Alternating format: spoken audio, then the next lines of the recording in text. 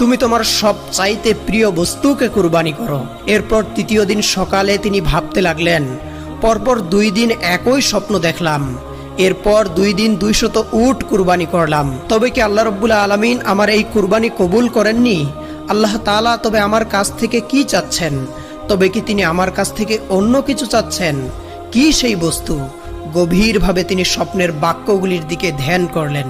এরপর বুঝতে পারলেন আল্লাহ রাব্বুল আলামিন তাকে বলেছেন, হে ইব্রাহিম, তুমি তোমার সবচাইতে প্রিয় বস্তুকে কুরবানি করো। আর এই পৃথিবীতে আমার সবচাইতে প্রিয় বস্তু হলো আমার একমাত্র সন্তান ইসমাইল। তিনি সাথে সাথে বলে উঠলেন, ইন্না সলাতি ওয়া নুসুকি ওয়া মাহইয়ায়া ওয়া মামাতি লিল্লাহি রাব্বিল আলামিন। নিশ্চয় আমার নামাজ, আমার কুরবানি, আমার জীবন, আমার মরণ সবকিছুই বিশ্বজাহানের প্রতিপালক একমাত্র রব্বুল আলামিনের জন্য। আল্লাহ তাআলা যদি ইসমাইলকেই তার রাহে কুরবানি করার নির্দেশ দিয়ে থাকেন, তবে এই নির্দেশ পালনে আমি বিন্দুমাত্র পিছপা হব না। অন্তরে এই ইস্পাত কঠিন সুদৃঢ় সিদ্ধান্ত নিয়ে জাতির পিতা সিরিয়া হতে রওনা করলেন মক্কার সুদূর মরুবিয়া বনের পথে।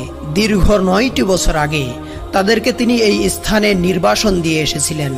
আজ দীর্ঘ 9টি বছর পর পিতা হয়ে আবার যখন তিনি সন্তানের কাছে ফিরে যাচ্ছেন, তখন তার অন্তরে রয়েছে, আমি আমার সন্তানটিকে আল্লাহর রাজি খুশি ও সন্তুষ্টির জন্য তার রাহে কুরবানি করব। কি এক কঠিন পরীক্ষা আমাদের জাতির পিতার জন্য, আর তার অন্তরে কি সীমাহীন আল্লাহ ভক্তি না বিদ্যমান। দীর্ঘ পথ পাড়ি দিয়ে তিনি পৌঁছালেন মক্কার আবে জমজমের কাছে, নির্বাসিত স্ত্রী ও পুত্রের নিকটে। পিতা ইব্রাহিম আলাইহিস সালাম ফুটফুটে চেহারার উজ্জ্বল বালক ইসমাইলকে বুকের সাথে জড়িয়ে ধরলেন, তাকে অনেক আদর করলেন এবং চুমুতে চুমুতে ভাসিয়ে দিলেন তার 2 গাল।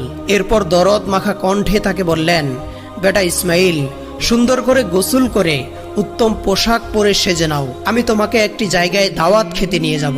দীর্ঘদিন পর পিতার সঙ্গে সাক্ষাৎ, এরপরে তার সঙ্গে দাওয়াত খেতে যাওয়ার প্রস্তাব। কিশোর ইসমাইলের মন যেন আনন্দে নেচে উঠল।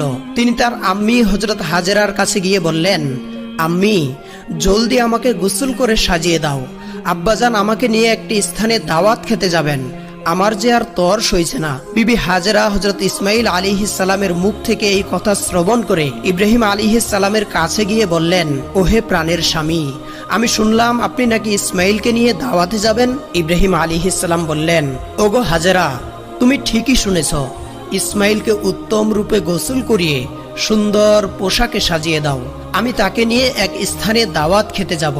এরপর বিবি হাজেরা প্রিয়